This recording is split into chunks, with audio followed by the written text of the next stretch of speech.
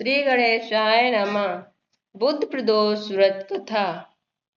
रामू नाम का एक युवक अपनी ससुराल गया और वहां पर कुछ दिन सुखपूर्वक रहा।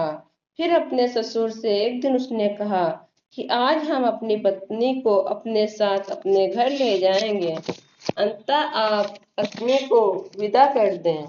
ये सुनकर उसके ससुर ने कहा, बेटा आज बुधवार का दिन है, अंततः इस दिन लड़की का मायके से ससुराल जाना शुभ नहीं है, अंततः कल चले जाना। किंतु रामू अपनी बात पर अटल रहा और उसने किसी का कहना नहीं माना।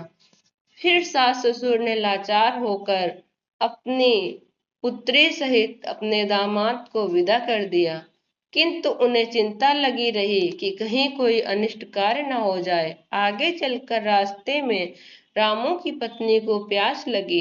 अंततः रामू पानी लेने चला गया और जब लौट कर आया तो देखा कि उसके रथ पर एक दूसरा रामू बैठा है। रामू ने उससे पूछा कि तुम कौन हो? तो उसने कहा, तुम कौन हो? तो उसने भी पूछा कि तुम कौन हो? जिस प्रकार रामू पूछता था उसी प्रकार वह भी पूछता था।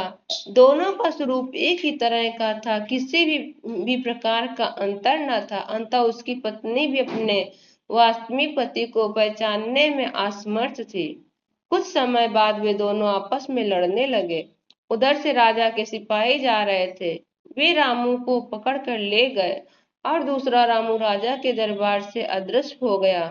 तब तो रामू बहुत ही विलाप करता हुआ बोला कि ये बुद्ध देवता के कोप का ही फल है। थोड़ी ही देर में आकाशवाणी हुई कि रामू ने किसी का कहना न मानकर बुधवार के दिन अपने ससुराल से अपनी पत्नी को विदा कराकर घर ले जा रहा था, इसीलिए उसे ये दुख प्राप्त हुआ है। यदि वह अपनी पत्नी सहित ससुराल वापस लौट जाए और बुद्ध देवता की पूजा करके यात्रा करे तो किसी भी प्रकार का अनिष्ट नहीं होगा। रामू ने जब आकाशवाणी सुनी तो उस अपनी पत्नी सहित ससुराल वापस आकर वहां पर बुद्ध प्रदोष का व्रत किया और उसके बाद वह सकुशल अपने घर आ गया। रामू और उसकी पत्नी बुधवार के दिन बुद्ध प्रदोष व्रत करके इस लोक में अनेक सुखों को भोगकर धन पुत्रों आदि से युक्त हुए। बुधवार के दिन लड़की को मायके से ससुराल नहीं जाना चाहिए, नहीं तो अनिष्ट होने का भय बना रहता है। जिस प्रकार से बुद्ध प्रदोष व्रत करने से रामों को धन धान पुत्र पुत्रादि की प्राप्ति हुई और सुखों को भोगा और अंत में मुक्ति पाई, उसी प्रकार बुद्ध प्रदोष करने वाले व्यक्ति को भगवान शिव की कृपा से धन धान पुत्र पौत्रों की प्राप्ति होती है और सभी कष्ट दूर होकर सारे संपूर्ण मनोरथ पूर्ण होते हैं। बोलो शंकर भगवान की जय हो। बोल पार्वती माता की जय। गणेश महाराज काट के